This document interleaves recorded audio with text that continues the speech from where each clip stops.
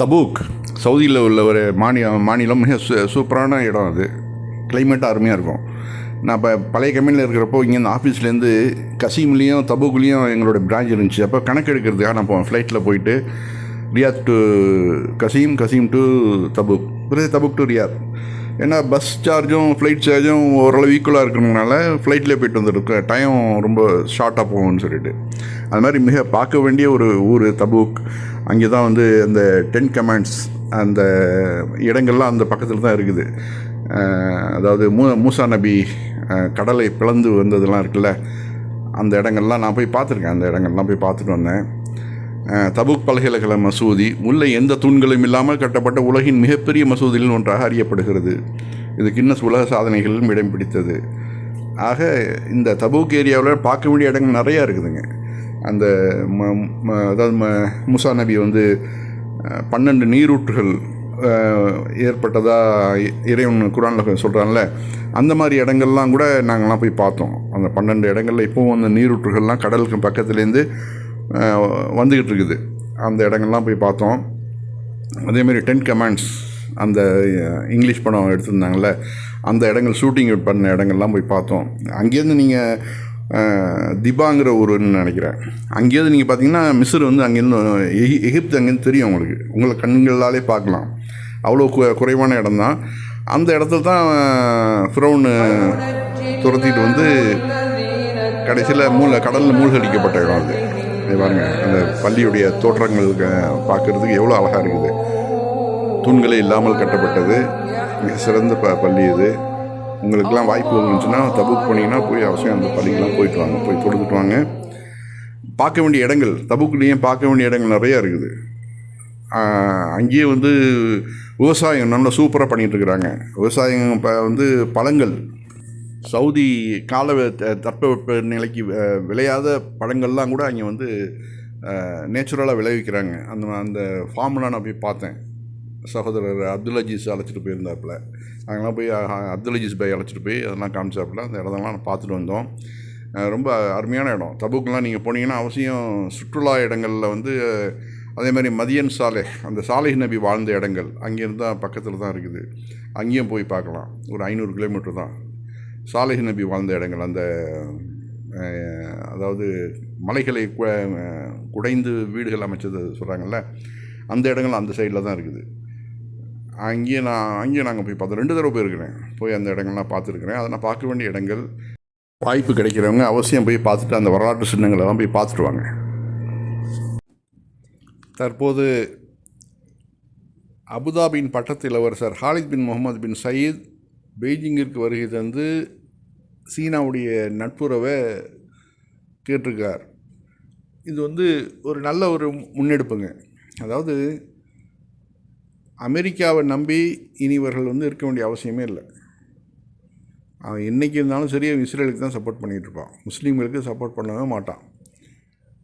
ஆனால் பணத்தை மட்டும் கறக்கிறதுல குறியாக இருப்பாப்புல. இப்போ சமீபத்தில் நடந்த சண்டையிலையும் நம்ம அமெரிக்காவுடைய பவர் என்னங்கிறது தெரிஞ்சு போச்சு.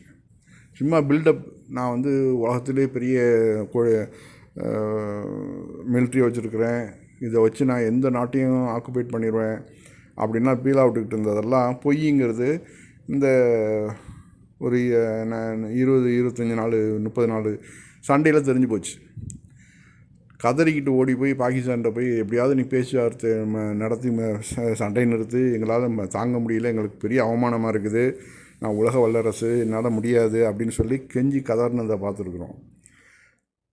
அவர்கள் 2 ரெடியாக இருக்காங்க. ஈரானுங்கிறது ஒரு சாதாரண குட்டி நாடு. அந்த நாட்டுகிட்டே நாட்டை ஈக்குவலாக நிற்க முடியல, உன்னால் பிரச்சனைகளை சமாளிக்க முடியாமல் ஓடி போகிற. அதுன்னு இஸ்ரேலும் 2 பேரும் சேர்ந்து தாக்குனியும். அவன் வந்து சிங்கிளாண்டுட்டு அடிக்கிறாப்புல. பின்பக்கம் சீனா ரஷ்யாவுடைய சப்போர்ட் இருந்தால் கூட அவர்கள்லாம் வந்து களத்துக்கே வரல. அவர்கள்லாம் களத்துக்கு வந்தால் என் நிலைமை எப்படி இருக்குன்னு தெரிஞ்சுக்கலாம். அதனால் நாம் சொல்கிறது, வளைகுடா நாடுகள் வந்து பேசாமல் இந்த அமெரிக்காவையும் இஸ்ரேலையும் கை கழுவிட்டு ஈரான் பக்கம் வர்றது நல்லது. ஈரான், சீனா, ரஷ்யா இந்த லைனுக்கு போனீங்கன்னாக்க உங்களுக்கு அவன் டெக்னாலஜியும் கொடுப்பான், அவனும் ஃபாய்தாவை எடுத்துக்குவான், உங்களுக்கும் ஃபாய்தாவை கொடுப்பான். உங்களுக்கு அந்த டெக்னாலஜியை கற்றுக் கொடுப்பாப்புல. உங்களை வந்து சிறந்த எப்படி ஈரான் எப்படி மாற்றிருக்கிறாங்களோ அதே மாதிரி மற்ற வளைகுடா நாடுகளையும் மாற்றிடுவாங்க. அதனால் நீங்கள் வந்து இனிமேலும் அமெரிக்காவை நம்பாமல் சீனா, ரஷ்யா, ஈரான் இந்த பக்கம் வந்துட்டிங்கனாக்க வளைகுடா நாடுகள் காலத்துக்கும் வந்து இந்த பெட்ரோல் இல்லைன்னா கூட அவர்கள் வந்து டாப்புக்கு வந்துடலாம். இன்றைக்கி ஈரான் வந்து பாருங்களேன் எந்த அளவு முன்னேற்றத்தில் இருக்கிறாங்க. ஒரு வல்லரசையே வந்து கதி கலங்க வச்சுட்டு இருக்கிறாங்கல்ல, அந்த நிலைமையை ஒவ்வொரு நாடுகளும் எடுக்கும். சவுதி அரேபியாவும், குவைத்தும், துபாயும். அதனால் தயவு செஞ்சு இவர்கள் வந்து இந்த அமெரிக்கா விசுவாசத்தை தூக்கி எறிஞ்சுவிட்டு ஈரானோடையும் கை கோக்கணும். பக்கத்து நாடு அவன் வந்து ஆக்குப்பையெல்லாம் பண்ண மாட்டான். அவன் வந்து நாடு பிடிக்கிற ஆசையும் அவங்களுக்குலாம் கிடையாது. கல்கத்தாவில் ஒரு ஹிந்து வெறி பிடிச்ச ஒரு டாக்டர் இந்த ஆள் என்ன சொல்கிறேன் அப்படின்னாக்க, நான் வந்து 2000 ரூபா ஃபீஸ் வாங்கிட்டு இருந்தேன். இப்போ வந்து எலெக்ஷனுக்கு பிறகு நான் வந்து அதில் 500 ரூபா நான் கம்மி பண்ணிட்டேன். 1500 ரூபா இப்போ என்னுடைய ஃபீஸு. நான் வந்து மக்களுக்கு வந்து உதவி பண்ண விரும்புகிறேன். என்னன்னாக்க, நீங்கள் வந்து ஜெய் ஸ்ரீராம்னு சொல்லி எழுதி அந்த QR கோடை எனக்கு வந்து நீங்கள் போஸ்ட் பண்ணிங்கனாக்க உங்களுக்கு மெடிக்கல் ஃபீஸ்லேருந்து 500 ரூபா வந்து நான் வந்து கன்சல்டேஷன் அதை வந்து கம்மி பண்ணிக்கிறேன். இது வந்து நான் வந்து இந்த நாட்டுக்காக செய்கிற தியாகம் அப்படிங்கிற மாதிரி பயங்கரமாக பில்டப் கொடுக்குறாப்புல. அதுதான் இங்கே மக்கள் வந்து என்ன சொல்கிறாங்க, இவருடைய his license should be evacuate அப்படிங்கிறாப்புல. இந்த இவருடைய லைசன்ஸை கேன்சல் பண்ணணும், இவன் டாக்டருக்கு இருக்கிற லாயக்கே இல்லாதது. இன்னொரு ஆள் you're an idiot not a doctor useless அப்படிங்கிறாப்புல.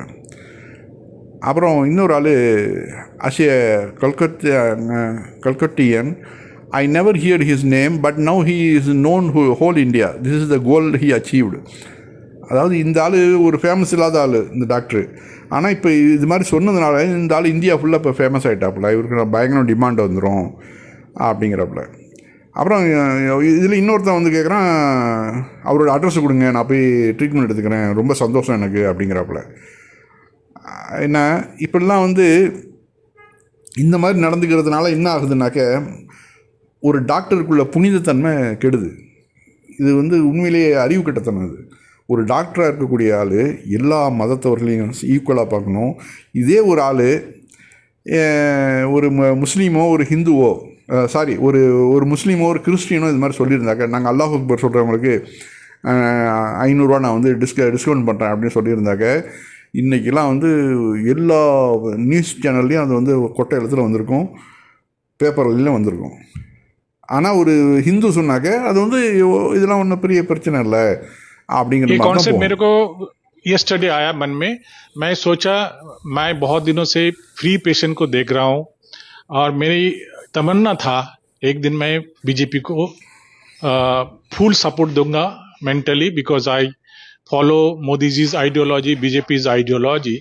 So if I can contribute to some extent, थोड़ा बहुत अगर सोसाइटी के लिए दे सकता हूँ, यही मेरा प्लेटफॉर्म है. मेडिकल प्लेटफॉर्म है, डॉक्टर प्लेटफॉर्म है.